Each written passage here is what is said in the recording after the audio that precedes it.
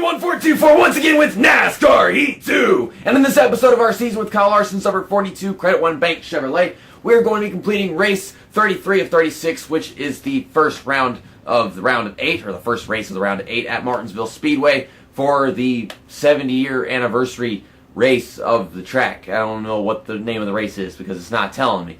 But in the last episode, we went to Kansas and finished in 7th place. That race was quite pointless because I didn't really have to do anything to advance to the next round, considering we won at Talladega, and that was also last weekend. Now, going to Martinsville, this is supposed to be a night race, but they don't have the night race. I pray that they have the damn night race in NASCAR Heat 3. If they don't, I'm going to be pretty ticked off. And then tomorrow we're going to Texas for the AAA Texas 500. You know, I usually do well at Texas, but I just want to do well in this race and in this one. I always suck at Phoenix, so hopefully I can win Texas and lock myself in. Either that or somehow manage to do well in all 3 of these races. I think I've done well enough in the playoffs and throughout the beginning of the season, getting all these wins, playoff points and stuff to actually make the Homestead of Miami. I'll be the first guy in there if I don't get a win. Just gotta not finish badly in every single one of these races. I think we'll do quite well in at least 2 of them. And here are the playoffs right here. We're at the top, 20 points ahead above the cut line.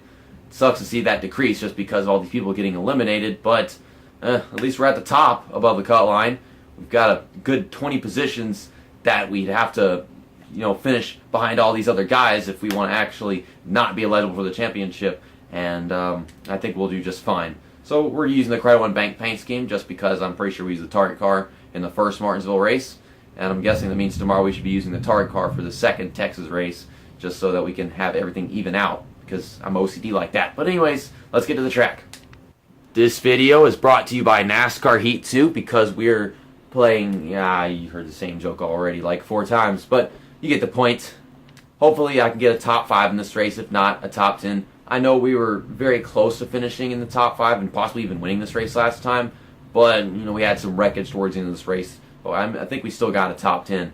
And I just said a while ago that I suck at Phoenix in this game. While I do, at the beginning of the season whenever we went to Phoenix, it was a green flag pit stop race that we did pull off, and I somehow managed to, I think, finish like 4th or something. So I doubt that'll happen again, but we can always dream. Let's go out and qualify. Gotta tell you, I gotta figure out how to race around Martinsville again. I haven't raced here in a while, to be honest. I don't go here very often online. Whenever I do, I can't focus on the track because everybody's a moron. Even I'm a moron whenever we go racing here online. I'm just trying to drive a not bad lap time. I swear, you could probably hear that thunder in the background. 33rd.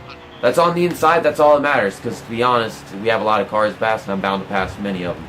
Brad Keselowski on pole next to Joey Logano. I think Joey Logano or Brad Keselowski won last time we came, and they were running 1 and 2. So for some reason, Penske is really good at this track in particular. I don't know what it is, but where else? Harvick 4th, Kenseth 5th, Kyle Busch 6th. All of them drivers that I have to finish well up against, they're starting up there, so I have to get up there. Well, at least get started on the inside. That's like the most important thing. In for a really freaking long race, I suppose. I mean, it's just as long as most of the other ones, but at a short track, I don't know what's going to happen, but much better racing than we've had in, I guess, races like Kentucky or heck, even Talladega. I'm trying to figure out how to get this car to turn in the corners because it's, the same old stiff NASCAR Heat 2 physics. Throw it down in there. This underfunded driver's going to try to run me through the corner. I'll get a grip eventually. We've got 16 laps in the first stage. Let's try to get in the top 10, get some stage points. Those are always useful. I don't know what happened to these 15 cars because I didn't even touch him. That had to be someone else that caused that to happen. Alright. Just got to stay on the inside lane to make passes because on the outside you're going to get passed instead. Hitting this freaking curb down there. Someone's making it free wide with Danica Patrick, and I'm getting stuck on Trevor Bain's back bumper because there ain't nowhere to go over there. And now he's overdriving the corner. What the hell's going on? This is not what happened last time we came to Martinsville. We got people, just every single one of us, overdriving the freaking corner. I'm going to throw it into turn 3, make some contact with these guys, get a little aggressive because it is Martinsville. For Martinsville, as long as I ain't wrecking people on purpose, then it's okay. Otherwise, I'm expecting to make contact. Chase Elliott is having another one in bad races during the playoffs. Regular season was fine, and during the playoffs, I guess you can't do shit. This game is weirding me out with that crap. We've already made it up 10 positions since the drop of the green flag as we pass Chase Elliott. You know, in order to make passes, I have to overdrive corners and force people up the track. But I can't do it, you know, perfectly. So I'm just overdriving the corner and getting people stuck underneath me. I need to get a little practice on passing these guys. You know, brake a little earlier, but I think I'll still brake later than these guys, but I can brake earlier and I can make it a decent pass, not just overdrive the corner myself. Okay, now we're already in 19th. It's like 5 passes in past lap. Got these lanes checking up. The fact that we even have lanes right now is kind of interesting because most of the time it's just a few people on the outside lane because they got checked up by the inside lane. But no, it's still side-by-side racing. It's just not run over Matt DiBenedetto underneath Denny Hamlin. I'm hitting the freaking curb trying to stay underneath him without hitting him, even though there's no reason for me to try not to hit him. I need to make good decisions on whether or not I should overdrive a freaking corner just to bash into somebody. Like the only way to actually make a pass is if I do just run somebody up the freaking track. I hit the curb again. And here comes Denny Hamlin underneath me. I hit Daniel Suarez. Now Daniel Suarez feels the need to pound the outside wall like a bitch. Come on, hit the inside. And now Denny Hamlin is forcing me to wreck in the turn 1. I'm not Chase Elliott. You can't do that. So, does this look like a night race, everybody? Not in the slightest. It's not even late afternoon race like you with many other ones. It's legitimately a plain as day race. It's like freaking 3 o'clock kind of race right now. I'll tell you what, I'm really struggling to move forward right now. These guys are getting more aggressive. No. I'm doing everything I can to hold position. Like suddenly this car, it's like a freaking flip of the switch. It can't hold positions anymore. So I guess the best I'm going to finish in stage 1 is 17th. I was expecting a little bit better.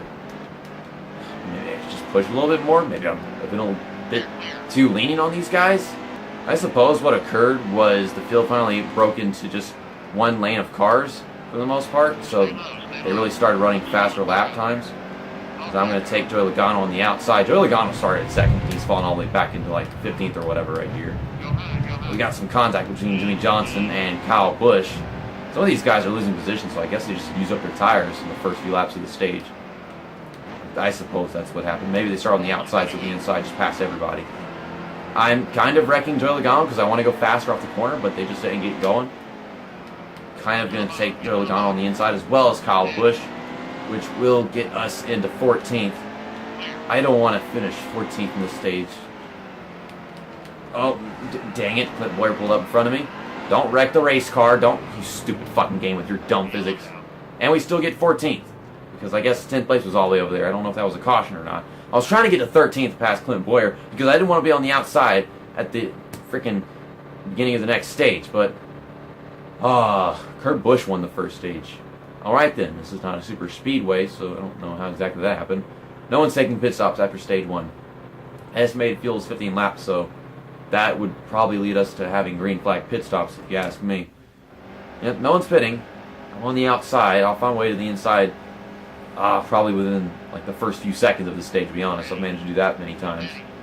What the hell are the leaders doing over there? I see them going all the way down to like the negative first freaking lane. Like, you're supposed to be like right here as the bottom lane, but no, they're all the way down below that.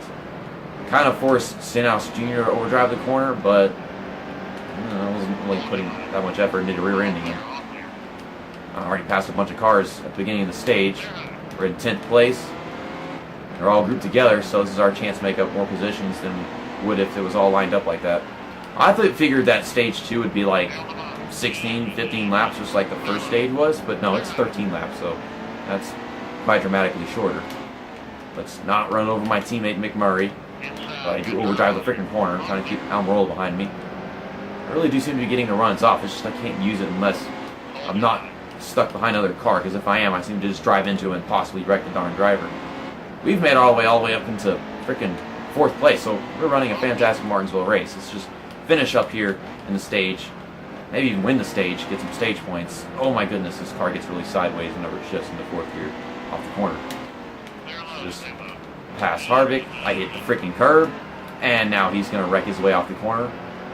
Yeah, I saw that coming. And he holds up everybody behind me, so that's very convenient for my case. Looks like Matt Kenseth and Kurt Busch are kind of battling it out. Matt Kenseth is starting to pull away, though, so I guess that's the end of it for him. Not to mention, we're going to be passing Kurt Busch, probably going to turn 3 in a bit. Just got to focus on getting these runs off. He's going to let me by right here, I suppose. Hit the frickin' curb. Gotta keep it off of Busch. Now, just got to chase down Matt Kenseth.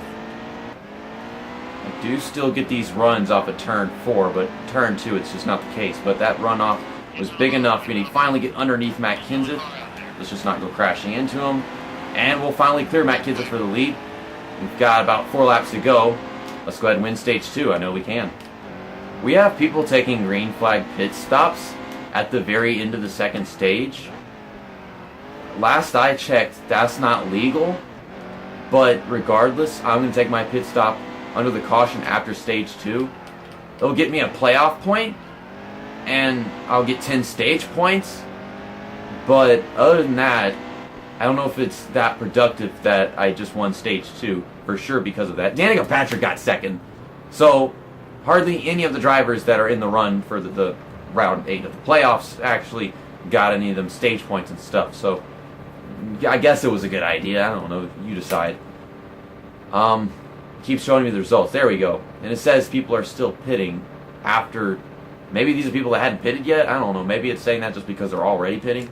I don't know. We have to go in anyways. Get 2 cans of fuel, 4 tires, no repairs to make. I mean, it's Martinsville, so if it's aerodynamically weak, then it doesn't really matter. And the car handles just fine. Evidently, I climbed all the way to the freaking lead from starting 33rd, so I'm confident. And it does that thing where it makes you wait. And we're second. I guess it put them all behind us, just because they tried that stupid strategy. Does that mean I get to lead the way into the race and then win? I don't know. Can we even make it to the end? I gotta check the fuel thing. That's the mirror, you stupid head. 29 laps on fuel. Just gotta block Ryan Newman while I check this information. It says 36 of 65, so is that enough? I don't know. 29 laps to go. I can conserve fuel, I know that much. I'll conserve fuel, and we'll win this race. If I can just... I need it focused. I'm too busy trying to look at all this damn information. That's why I haven't pulled away from Ryan Newman, but I'll figure it out. And we get a caution as I head into turn 1 with 24 laps to go. So we still have like the equal amount of laps in comparison to how many laps are remaining when it comes to fuel, but we're going to be skipping some laps under this caution. At the same time, all these people right here are pitting. I don't want to pit and lose positions whatsoever. My tires might be a little bit more used up than all these guys that just took their pit stops, but I think we'll still make it just fine. It's just, if we get another caution before the end of this race, I will probably be screwed. Danica Patrick is in second, by the way. I just need to remind you that. And we get another caution. 14 laps remaining, 16 on fuel, and now it's 13 laps remaining. See, that's enough, but this time these guys aren't pitting, and I sure as hell don't have to pit with that in mind. Over half the field is lapped down. I didn't even know that. So, with all those guys a lap down, that practically means that I'm automatically going to have many more points than all these guys that are competing with us in the playoffs, just because like half of them are probably a lap down now. So, we're going to stay out. Can we please just make it into this race and I get this win and we lock ourselves into the final 4 for Homestead, because I see that coming. Here we come off turn 4, the white flag waves. We got 1 lap to go here at Martinsville Speedway. Look at all these freaking tire marks that I put here throughout the race. I feel like I'm the only person that's done that, because the AI, I don't even think they do that. Let's just take turn 3, all fine and good. Got a few tire marks here, but I guess we don't break that hard for that turn. I don't know what it is, but I believe Ricky Stenhouse Jr. just finished second. That's what it looks like is behind me. There you go. We win at Martinsville, and we lock ourselves in to the final 4. I've won well at Homestead. I just got to practically win that race to win the championship. We won the second stage and then came away with the win. We got the 2 Roush drivers finishing second and third. That's a rarity. Like, golly, it took a lot of shit show bullshit in this freaking episode for that to happen. Joey Logano, one of the only freaking playoff drivers to actually finish well. We Matt Kenseth, Kyle Busch, Kurt Busch, who won the first stage all the way back there. And some of these people 2 laps down. Kevin Harvick finished in 10th, so I guess that's something. This race, I didn't do this. They did this with their stupid pit strategy. They didn't have to take a pit stop whenever we came to the end of stage 2, but they did. And this is actually in the replay, them doing that, by the way, because I was watching me battle Matt Kenseth for the thumbnail, obviously. Okay, and here's the playoff information. Advanced. So I ain't gotta do a damn thing for the next 3 races. But I'm gonna do stuff. I'm gonna race and just make entertaining content, because it's like the only thing I have to do. It'll be like a bunch of Race Now episodes. I won't even qualify, okay? I won't qualify for the next 3 races. Or the next 2 races. I need to qualify for the Homestead race. Kevin Harvick, Joey Logano, and Kyle Busch are still above the cut line. Martin Truex Jr. is below it. Jimmy Johnson and Denny Hamlin and Brad Keselowski. I mean, these are all fantastic drivers. You know, like they're like the best drivers that are currently in NASCAR. So I guess it makes sense to see these guys. It just sucks that Matt Kenseth is not in here anymore. I just keep thinking that he is, but he's not. But he was in the lead right there. My clock! I got a clock. I can't see that. Couldn't see the hands because the sun was glaring off of it. Come on, game. I feel like I've won more in the Credit One Bank car than I have the Target car. I guess it's just what races I choose, because usually the second race for every track is the Credit One Bank, and I guess I have more experience with those. There you go. You can see the clock in the background. Wow. I would love to make that the thumbnail, but that'd be a dead giveaway, so now I'm sad. I ran the fast lap in the race, that's quite obvious, 19.38. I was always pulling away. I led the most laps, which is 37. It was a 65-lap race. Jeffrey Earnhardt, of all drivers, was on the move. Started 39th, finished in 6th. I'm surprised it's not me. And the tough break goes to Brad Keselowski. Started first and finished in 40th. Like I said at the beginning of the video, tomorrow we're going to Texas Motor Speedway for the AAA Texas 500, which is going to be the second race of the round of 8. And that race will definitely not be as exciting as the one that came out on Friday for NASCAR Thunder 2002 was. Granted, that one didn't have any championship implications, but this one won't either, and this game is not as, well, authentic and challenging in its racing as that one would be. I feel like NASCAR Thunder 2002's got so much freaking rubber banding that it's quite impossible that we'll pull that off in the next video. And, you know, here's the schedule. Golly, I've won 1, 2, 3, I guess 4, 5 of the past 10 races. I don't know if I should... No, that's not the past 10 races. I guess 4 of the past 10 races. Whatever, how you want to say it. But I've been getting top 10. The last race that I didn't get it was the top 10 was Dover, and then I had New Hampshire before that. But for the most part, I've been very, very consistent throughout the playoffs. That's the best I can say to sum it all up. I'm going to be racing the Target car at Texas tomorrow. And that's all I have to say. See you next time. That's that, and episode over.